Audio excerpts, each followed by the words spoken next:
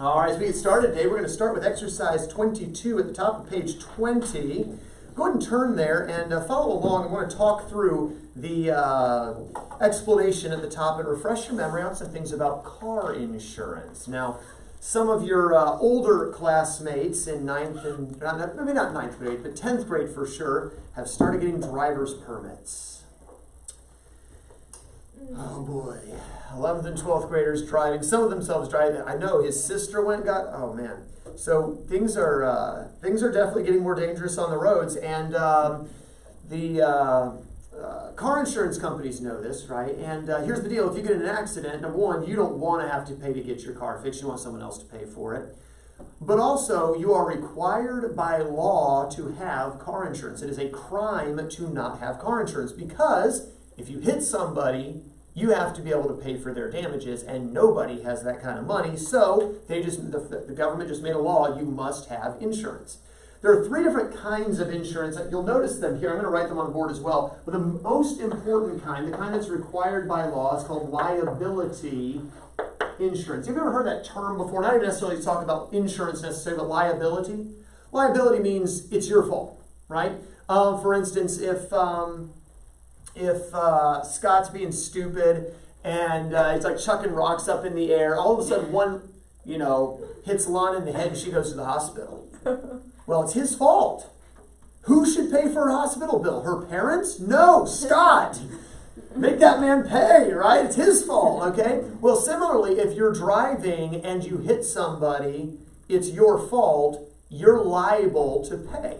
But again, since nobody has the money to pay for all the damages and health costs and all of that, to get a car fixed is several $1,000s, but then what if the person has to go to the doctor to get x-rays or have surgery? I mean, you're talking tens to hundreds, potentially, of thousands of dollars in damage. So if nobody can afford to pay that, you're required to have liability insurance. This is required. Number two, it covers the other guy. So if Scott has liability insurance and he crashes into Glenn's car, his liability insurance doesn't pay anything to fix Scott's car. All this is for is the other guy's car. So this is to help take care of the other guy because it's your fault.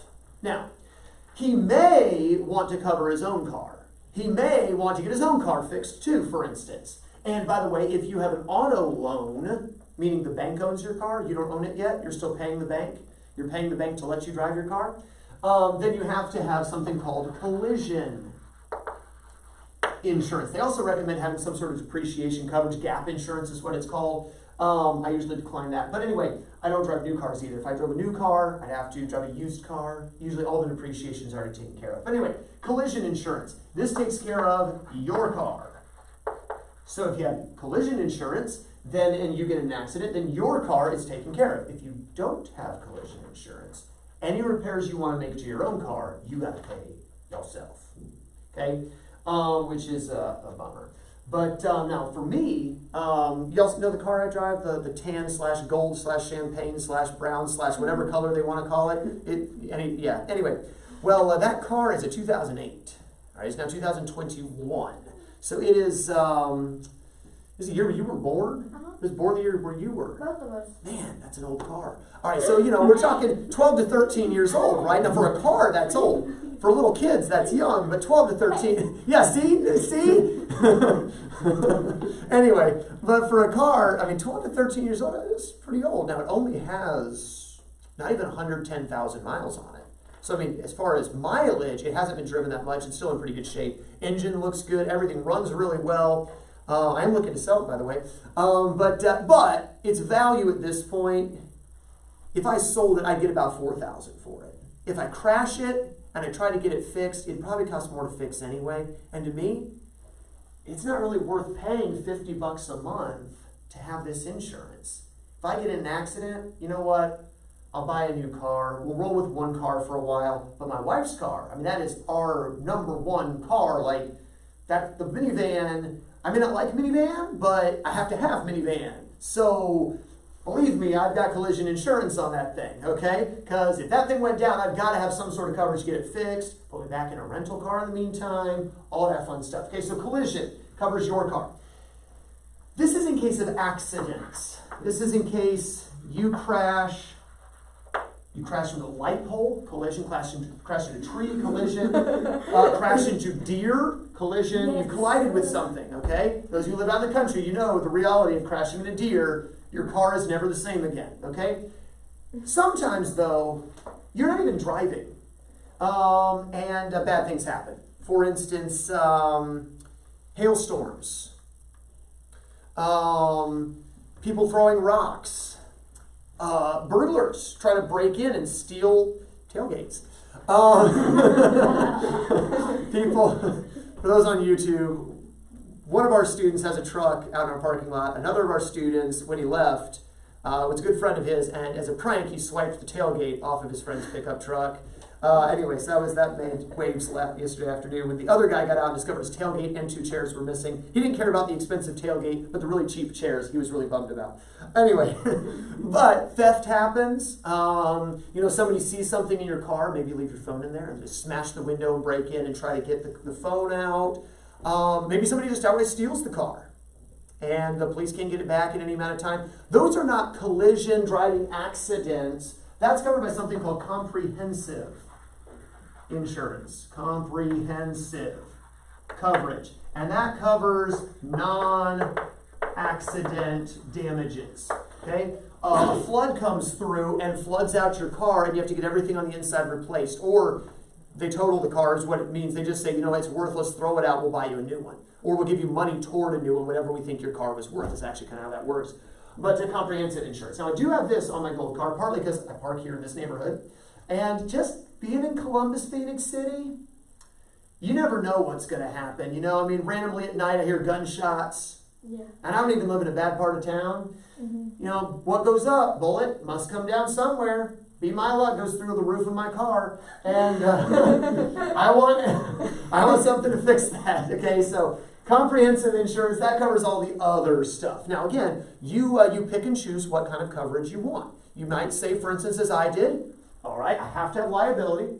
I want collision on the van. I don't care about it on my car. Comprehensive, I want on both of them. There's also little things you can add on, like you get a flat tire, somebody else will come swap out the spare for you because you're lazy. I have it because I don't want my wife to have to swap out the spare if I'm not there. Though, I will confess, the 2 times I've needed it, I'm like, well, I'm already paying for it.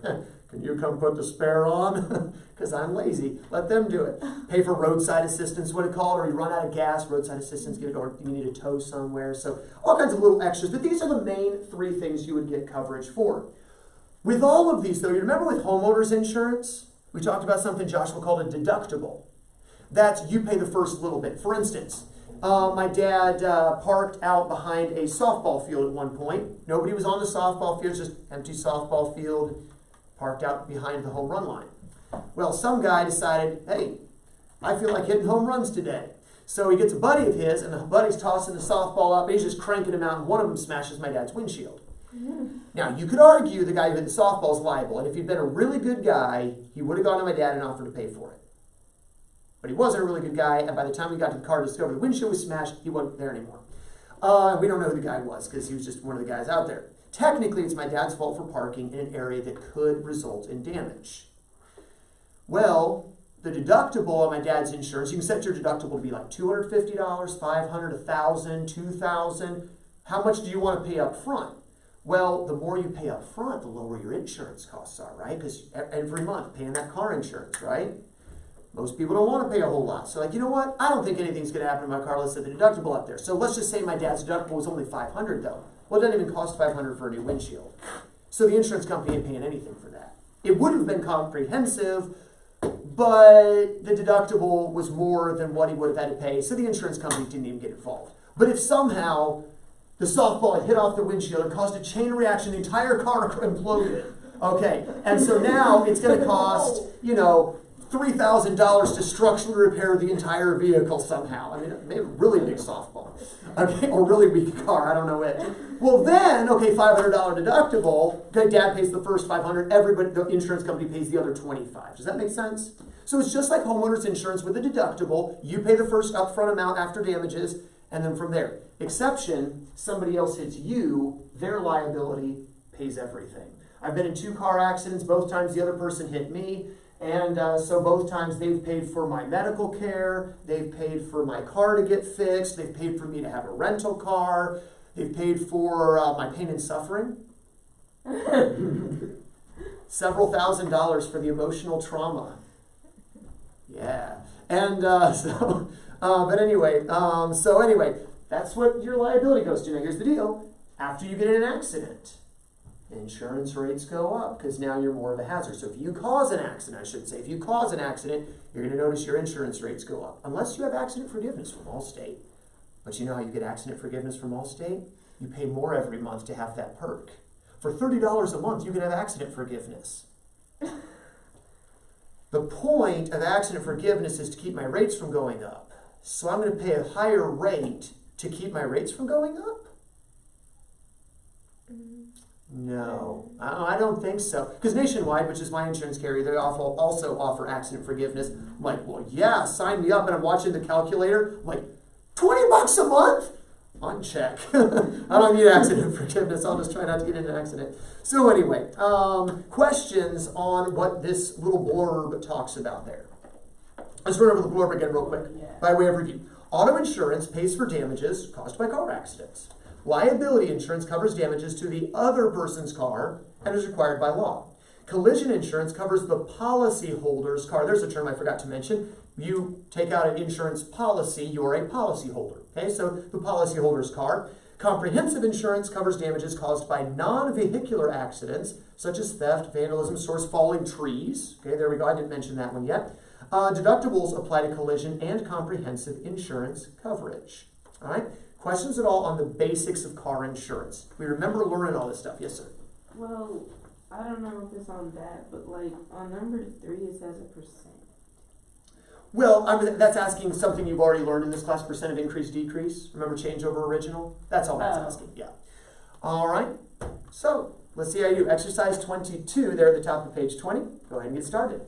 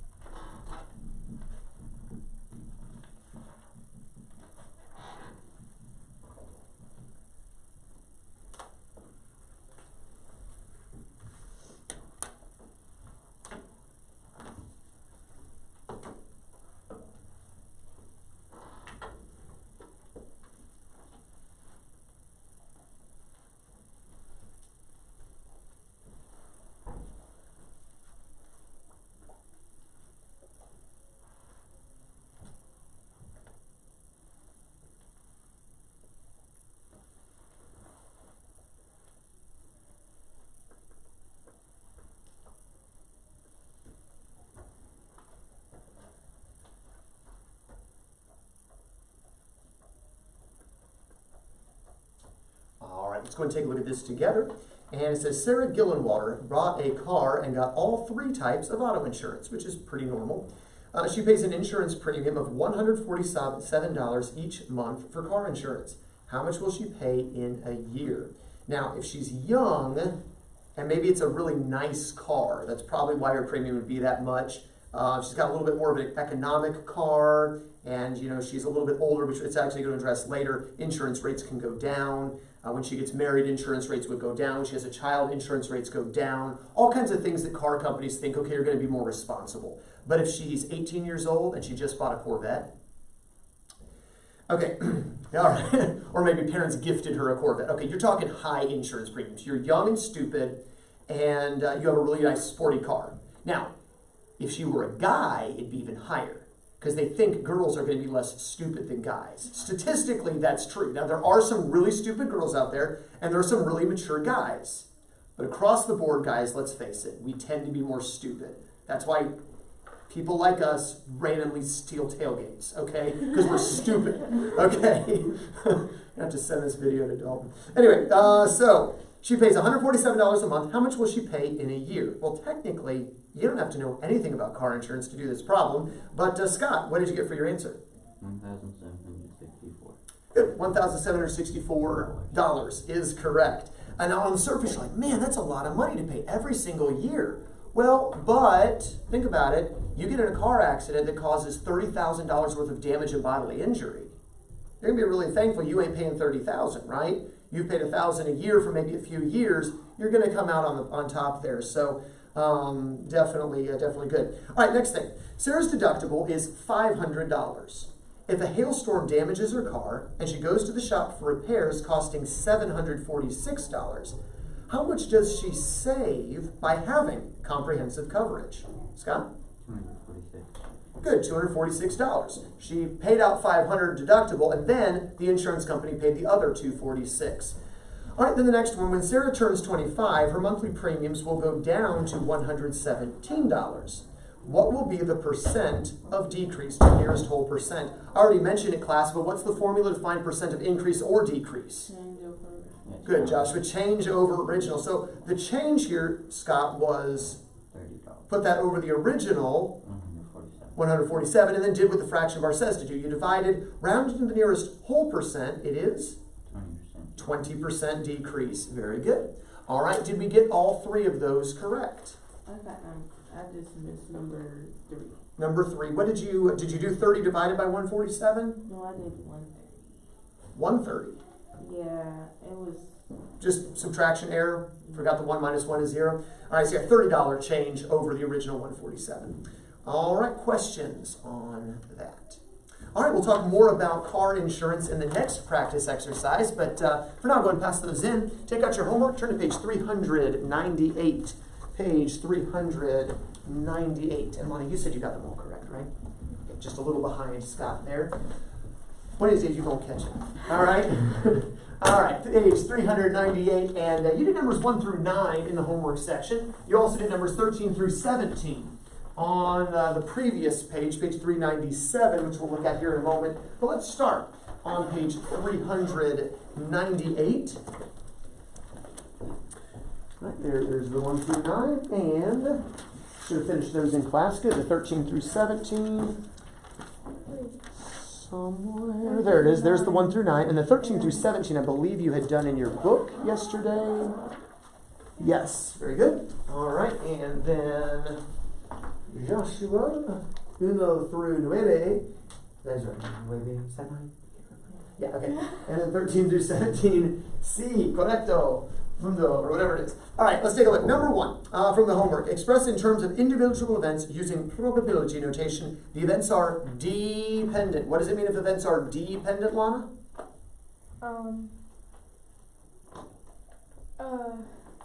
It's like you multiply something by. Help us, Josh. Just kind of expressing your own words. It affects the other one. Right, the first outcome will affect the ability of the second one to happen. Okay, so how would we write, now for your answer, in probability notation, the probability of choosing a coin and then a bill?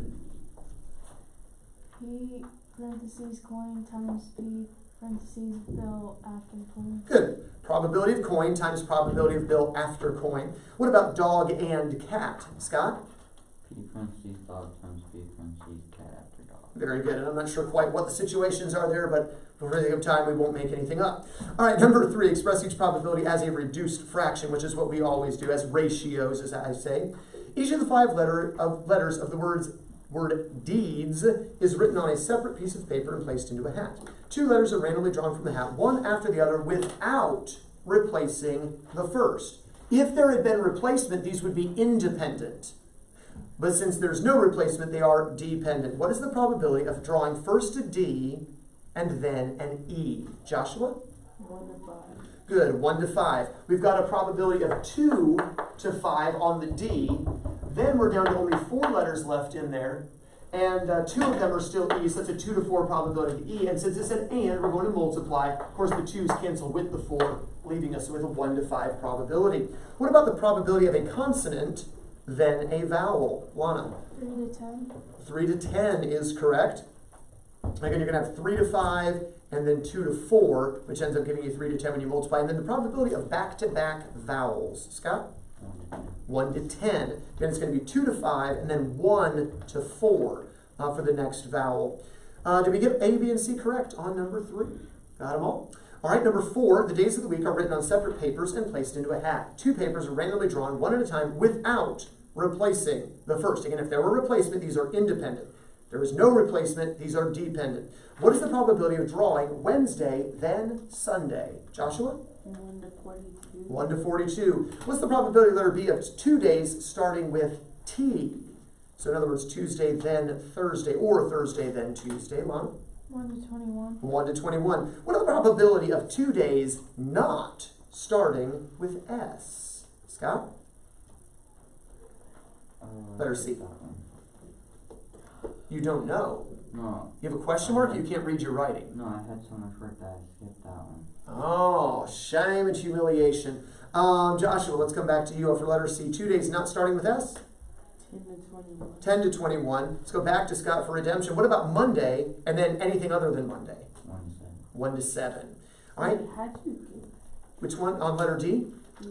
All right. I was about to say any questions on those, so we'll take a question there on D. Well, probability of Monday, of course, is 1 to 7. Then anything other than Monday. Well, there's 6 papers left, and how many of them don't say Monday if we got Monday the first time? All 6 of them say something other than Monday. So it's 1 to 7 times 6 to 6, or 1 to 7. You're guaranteed on the second draw to get something other than Monday, so there's really no probability issue there. It's 1 to 1 if you got Monday the first time. Yep. All right, any questions on A, B, or C? Any questions A, B, or C? All right, let's drop down to numbers 5 through 9. 2 bags hold 10 marbles each. Oh, that's a lot to keep track of. Bag A has 4 red, 2 blue, 4 green. Bag B has 5 red, 3 blue, 2 green. What's the probability of drawing a red or blue marble from bag B? First question, when you see or, class, you're going to add. Okay, red or blue from B. So you're only looking at bag B. What's the probability of red from B, class? 3 to 5. Oh, wait. Bag B. Okay. I'm not looking for the final answer. What's the probability of red from bag B? 5 to 10. 5 to 10 or 1 to 2, but we'll say 5 to 10 for now. Plus, what's the probability of blue from bag B? 3 to 3 to 10. So what's the probability of red or plus blue? 8 to 10. 8 to or 10, which 4 to reduces 5. to 4 to 5. 4 to 5. Good. What about a red marble from bag A and, okay, what does that tell me I need to do, class? Multiply. Multiply. A green marble from bag B. Question, are these dependent or independent, Scott? Independent, because you're drawing 1 from each bag. So the draw from this bag in no way affects the draw from this bag. All right, so what's the probability of red from A, class? 4 to 10. 4 to 10. What's the probability of green from B? 2 to 10. 2 to 10. Now, in each case, of course, I could reduce, and when I multiply, so here I'll reduce it to a 2 to 5, or reduce this down to a 1 to 5, and we end up getting, class, 2 to 25 chance with these independent events. Questions on 6. Number 7, 1 marble from each bag, but no blue marbles. So you're going to draw a marble from each that you don't want any blue. All right? Is this multiplication or addition, class? Addition, because you're drawing one and one more, right? So because it doesn't use the word and, but it suggests and, doesn't it? It's not a one from this or from this, it's one from each, which means one and one. So we're going to multiply. Are these dependent or independent? Independent, because you're drawing one from each bag. So what you draw from one in no way affects the other. But you don't want any blue. So you're going to take the not blue, complement of blue, times not blue. In bag A, what's the probability of not blue, class? 8 to 10 in the first bag, 8 to 10. Let's go to bag B. What's the probability of not blue? 7 to 10. And of course we could reduce here and get 4 to 5. So what's the probability of no blues at all? 14 to 25. Oh, there's one more canceling I could do. 14 to 25 would have been our answer. Letters number 7. Are you following right along with me as I did it the whole time? I worked the whole problem through. Yes, but I know which one. I don't know why. All right, that's okay. I just got it wrong. Okay, you did not get that answer. All right, checking your work then. So we've got probability of not blue from bag A times the probability of not blue, or technically we'd say the complement of blue from bag B, right? There's 2 blues in the first bag, which means there are 8 non-blues. There are 3 blues in the second bag, which means 7 non-blues. And we just multiply those. You could do 56 to 100, but then you just have to reduce it down. Does that make sense? All right, let's take a look at, were there any questions from anyone else? I was addressing Lana because she raised the question. Did you gentlemen have a question on that? Okay. Number 8, what's the probability of green from A replacing it and then blue from A? All right, class, these multiply or add? Multiply, because you're drawing one and one. Independent or dependent? Independent, because you're replacing, so you've now mitigated the chance of the first affecting the second. And so we're going to multiply, but we don't have to account for the first draw. What's the probability of green from A, class? 4 to 10. 4 to 10. Times, what's the probability then of blue from A? 2 to 10. 2 to 10. And again, we could say 8 to 100, divide that by 4 to get 2 to 25, I believe is what we should have had there, yes? We get 2 to 25 for that one. All right, then for number 9, green from B, not replacing it, then blue from B. Well, class, we're going to add or multiply. Multiply because 1 and 1. Dependent or independent? Dependent. Dependent this time, because the first draw affects the second. So what's the probability of green from B? 2 to 10. 2 to 10. But after green has been drawn, what's the probability of blue from B? 3 to 9. 3 to 9. We could reduce each of these 1 to 5 and 1 to 3 respectively to get 1 to 15. Yes, is our answer to get that for number 9. All right, questions on those? All right, and we get all of those right? I had one wrong. Just one wrong? You got them all? Joshua? I had a couple wrong. A couple wrong. Do we understand the ones we missed? All right, let's go back now to page 397 and take a look at the word Mississippi and some probabilities for taking all of those individual letters. All right, numero 13. What is the probability of the letter P or the letter I? Again, your first question is always going to be, do I add or do I multiply? And in number 13 class, we add because of the word or. What's the probability of, hold on, okay, there's 11 letters. Good. I was about to count and I saw it said that. Good. What's the probability of P, class? 2 to 11. All right, what's the probability of I? 4 to 11. 1, 2, 3, yes, 4 to 11.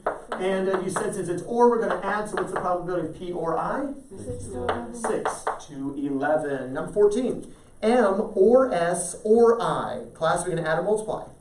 Add. And again, these are, by the way, mutually exclusive, right? There's no overlap here. If there were overlap, what do we do with it?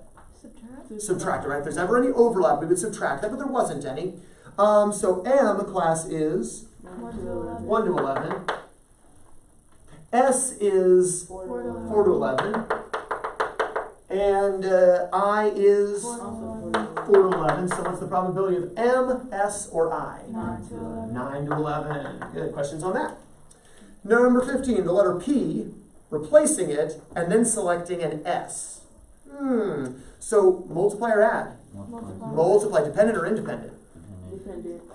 Independent. Independent, we're replacing, right? So whatever I draw the first time, if I draw that P, it doesn't affect the second draw. So the probability of P, 2 to 11. 2 to 11, and we're going to multiply, you said, and then S, assuming all 11 letters are still there. 4 to 11. 4 to 11 gives us, 8 to 121. good, Lana, 8 to 121 on number 15. Seeing the guys making some corrections? No, I was just correcting the infant part. Okay, all right. Questions at all on that one? All right, number 16. The letter M, replacing it, and then not another M. All right, now, realize if you drew the M out and kept it, you're guaranteed not to get an M the next time, right? But if you put it back, you don't have that guarantee. So let's see what the odds are. What's the probability of, oh, first of all, is this multiply or add? Multiply. Dependent or independent? Independent, because you're putting the M back. So the M is 1 to 11. Assuming you put it back in, what are the odds of not an M the next time? 10 to 11. 10 to 11, so the odds are 10 to 121. 10 to 121. The letter I, not replacing it, then another I. Multiply or add? Multiply, dependent or independent? Dependent this time. Probability of the first I. 4 to 11. Probability of the next I. 3 to 10. 3 to 10. We can do just a little bit of canceling here to get 6 6 to to 55. 6 to 55. Anyone go 5 for 5 on 13 through 17? No, because I missed number 15 because I thought it was dependent. All right. I was just saying that part.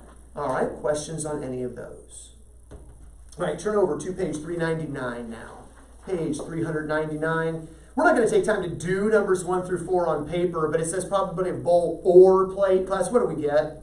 People times P plate. parentheses No, plate. people plus P friends. People plus P plate. Remember, or means add. Oh, or. I didn't see it one Yeah. person. It's okay. Probability of plate, bowl or plate, bowl plus plate. All right. Anyway, so remember that now as we go to numbers 5 and 6. Notice all of these say or. Okay, keep that in mind. Do 5 and 6. There's your seats again. We'll just do reduced ratios in this class.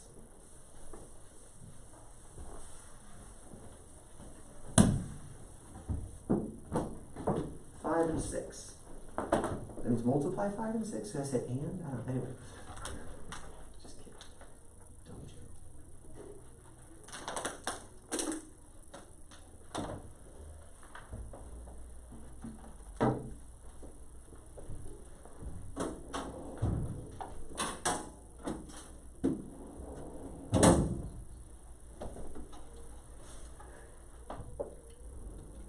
Five and 6 on page 399.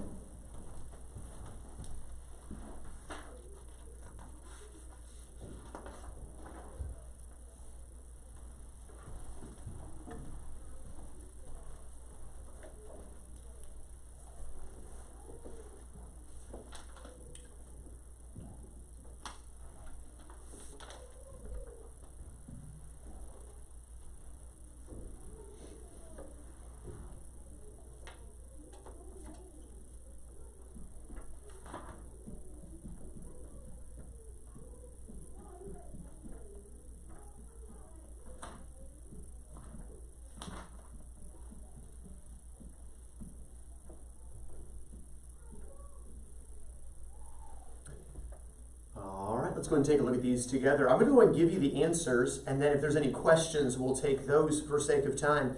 Number 5, Colin has a coin bank with 20 quarters, 40 dimes, 80 pennies, and 20 nickels. He needs to roll those coins and get them cashed out. Anyway, what's the probability of drawing a quarter or dime? Should be 3 to 8. So 37.5% chance. A penny or a dime would be 3 to 4, 75% chance. And a coin that is not a nickel, so the complement of nickel would be 7 to 8, right? 87.5% chance. Did we get A, B, and C, or are there questions? Let's check this first. How many got all 3 answers right? All right, questions. I got it right for the most part. I just forgot to reduce on letter B. On letter B, so you had 6 to 8 maybe? Yeah. Okay, so it's still a correct answer, just minus a point for not reducing. All right, number 6, the spinner below is spun 1 time. What's the probability of spinning a 1 or a 6? Well, that'd be 1 to 3, or 33%. A purple or even is 5 to 6, which is 83%. And then purple or gray, 2 to 3, or 67%. 66.6 repeating, but whatever, 67%. Questions on A, B, and C? All right, good. Any questions at all on the OR problems? All right, let's drop down to, look at number 7 through 10. Again, we won't take time to go over these, but what would be the probability of 7 and then even? P7 times P even. Good, P7 times P even. And notice each of these are mutually exclusive, or independent events, I should say, from each other. They would have been mutually exclusive, but this would have been OR anyway. But numbers 11 and 12. Working these probabilities, 11 and 12.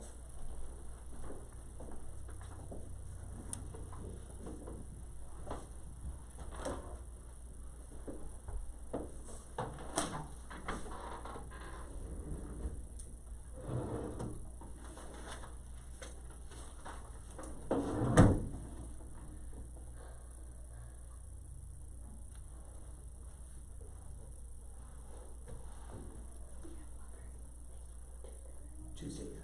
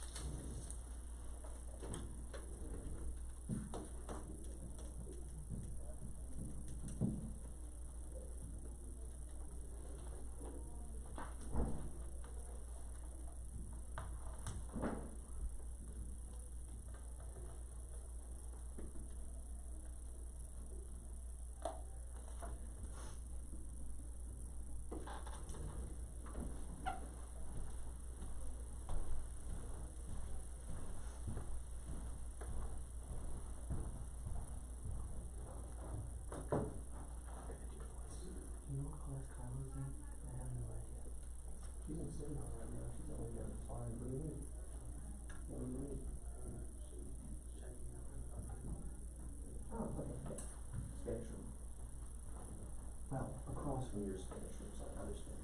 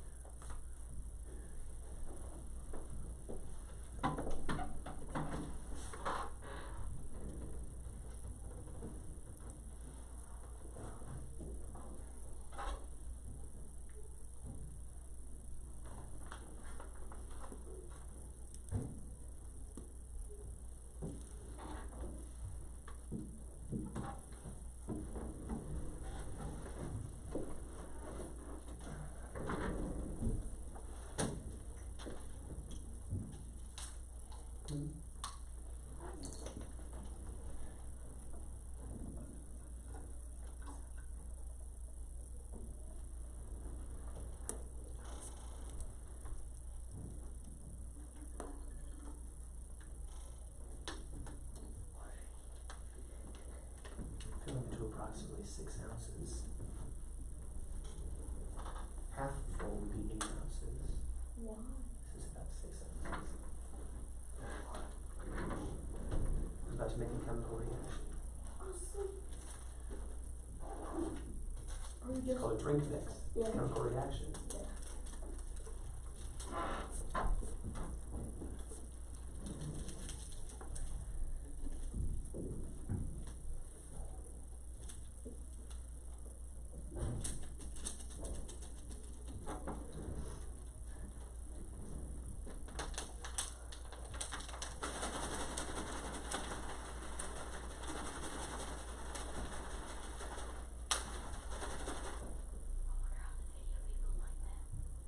I don't know.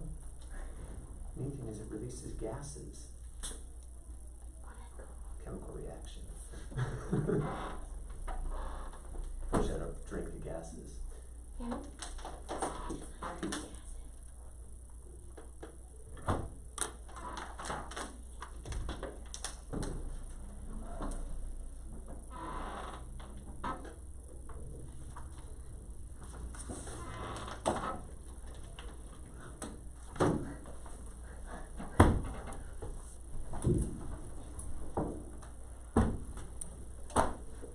All right, let's go and take a look at numbers 11 and 12. Again, I'll give you the answers. If you have any questions, ask. Number 11, game requires two-sided number cubes are rolled, one white, one black. What's the probability? They could have both been white, it didn't really matter. But anyway, what's the probability of rolling a 3 on both dice? Well, 1 to 36. What's the probability of odd on both dice? 1 to 4. What's the probability of the 3 on the white die and an even number on the black die? 1 to 12. Did we get all three of those correct? Question. Or is that a yes? That's a yes. Yes. You had a question on face. Which one? That's because I didn't know if it was multiplication or addition because. Both would mean this one and this one. So we should have definitely been multiplying. You were adding? Yeah. Okay. So that's going to mess up presumably number 12 as well, or did you multiply on 12? Oh, I multiplied on 12. Yeah, now on letter C, Josh, where you can see the word and, they don't have the and for A and B, but the word both implies it has to be this one and the other one. Does that make sense? Yeah. All right. Number 12, black and then green marble should have been 11 to 180. Blue and then yellow, 2 to 225. Again, there is replacement going on here, so these are independent. And then green and then red, 2 to 45. Did we get all three of those correct for number 12? I didn't want to do some C. Okay, questions at all? Turn the page. Last ones we want to work would be if events are dependent. Remember, this would be, for instance, probability of avocado times the probability of lettuce after avocado, which is a very strange one, but I think of Genesis when I say that. Not the word strange, the avocado. Anyway, anyway, I want you to do number 17 and 18 again. Here we have dependent because there is no replacement. All right? 17 and 18 as we finish out the hour.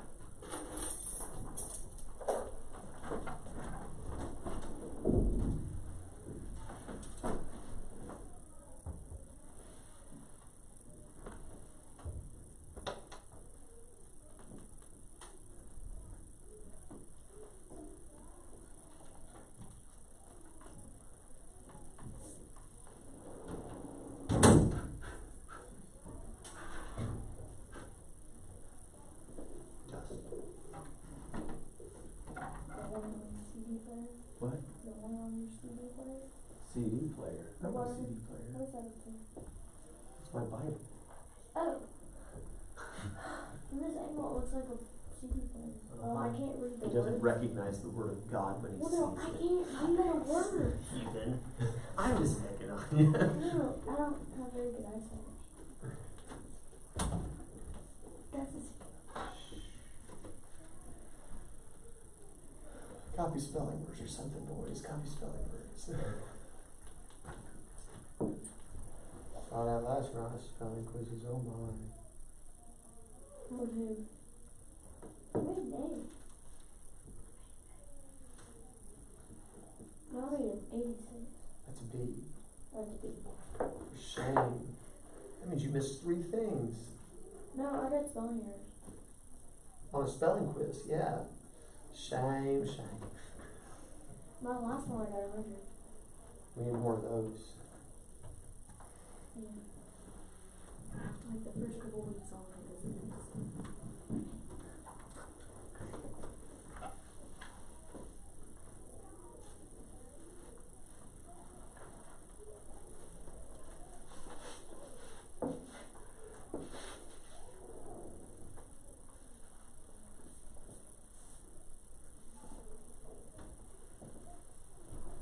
All right, for sake of time, let's take a look at these answers. If you haven't finished yet, go ahead and jot them down. But this is what we've worked on most recently, so I feel like we should be good here. Letter A, B, and then O should be 1 to 36. Consonant and then vowel, 5 to 18. And 2 vowels, 5 to 18. Should have been our answers. Number 18, geology and then chemistry project, 1 to 14. Biology, then physics, 1 to 21, and back-to-back physics, 2 to 21. Did we get all the ones we did correct? No. Obviously, we may not have finished. Letter No. A, 18. I got 5 to 70. On which one? The geology to chemistry? Yeah. All right. Let's see. Total projects is 15, right? Mm-hmm. 15 total projects. So 5 out of 15 are geology. But once that's been picked, there's only 14 left, and chemistry was 3. Oh. So here, and that's where we get 1 to 14. If you reduce your answer, it would be 1 to 14. What did she say her answer was? 5 to 70. 5 to 70, yeah, that's 1 to 14. Oh, you can reduce? Of course. Oh, so I just didn't review. Yeah, you Yeah. canceled these 2 to get 1 and 5, but you never canceled the 5 and 5. So yes, your answer wasn't wrong, it was just unreduced. Okay. Letter C on number 17, I had 5 to 14.